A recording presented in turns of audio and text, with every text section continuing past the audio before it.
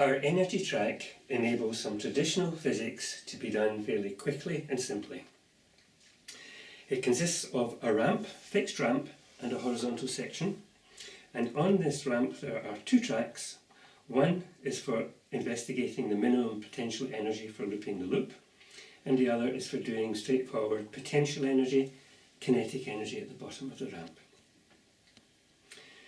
The nice part about this apparatus is that the students don't have to measure the height at which the ball bearing is released. These numbers here tell us the vertical height above the top of the rail, and it gives it in centimetres. The ball bearing can be released from these different heights, run down the track, and what we want to do is to measure the speed at the end of the track. And to do that, we're going to use a light gate. Our light gate has two parts: a source and a receiver. Normally they would be used in a vertical position, but for this equipment we're going to place these on their side, like so.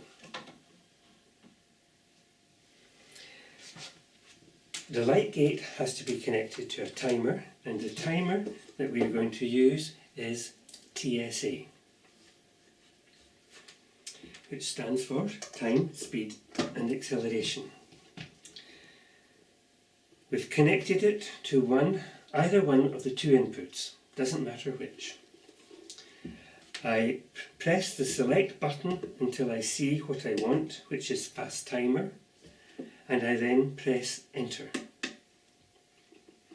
And the display says go when ready. So we'll leave that just now, and we'll come back to look at this ball bearing that's going to run down the track and cut the beam. First, I would like to ensure that the beam is aligned, and I'm going to use a ruler to cut the beam, and I can see that the red light comes on and off, so I know that I'm aligned. The ball bearing, when it runs down the track here, is going to cut the beam, and when the leading edge cuts the beam, it starts the clock. The trailing edge establishes the beam again. That's a change in state, it's an event, and that will stop the clock. And the nice bit about this ball bearing is that the middle of the ball bearing is in the middle of the beam, so we do not have to adjust any height here. It just happens to be spot on.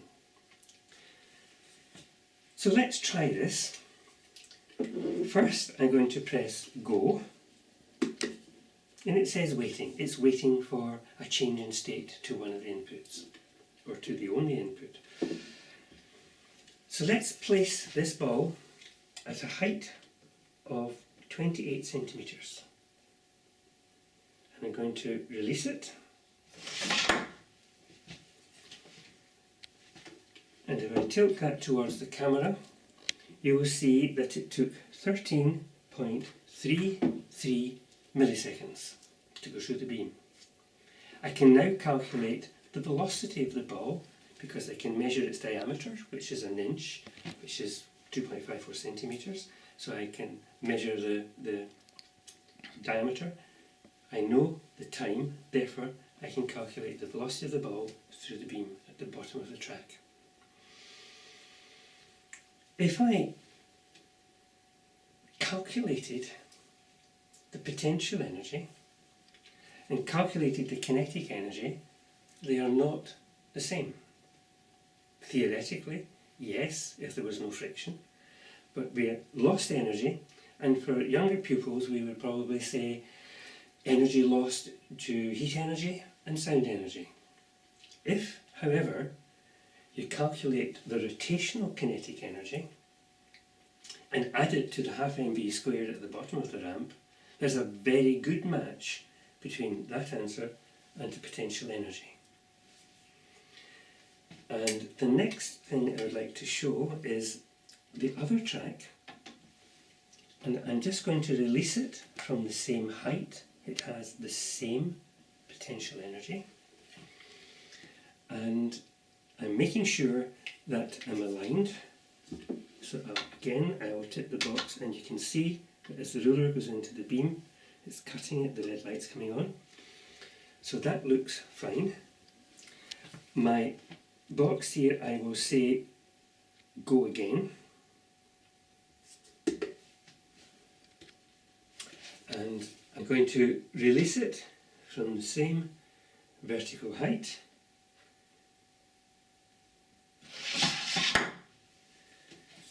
And if I turn the box towards the camera again, we can see this time it is 13.99 milliseconds. The last one was 13.33 milliseconds. It is possible to do additional work with this apparatus. We can study projectiles. If I turn the ramp so that it would be at the end of the bench, and we're going to release the ball down the ramp, measure its speed at the end, let the ball hit our timing plate, and this is our timing plate here. It has two sensors, two vibration sensors, and when something hits that, the input to our TSA will change state, because the vibration sensors are switching on and off, on and off, on and off. I plug that into there. I would then place that on the floor, release the ball bearing, goes through the beam, and then hits that. That would require 3 events, and with the TSA it means that you would have to do the experiment in 2 stages. You would release your ball from, let's say, the 28 centimetres, get the speed at the bottom, maybe do it 3 times and get an average, then switch to a different timing mode which has not the same resolution. Use the event timer, which is not milliseconds, but it will measure down to hundredths of a second, and set it up for 3 events. 1 event, 2 events here, and a 3rd event when it hits the timing plate on the floor. And the time of flight is the time between the 2nd and the 3rd event. We can now do lots of experiments in projectiles with that and this and the TSA.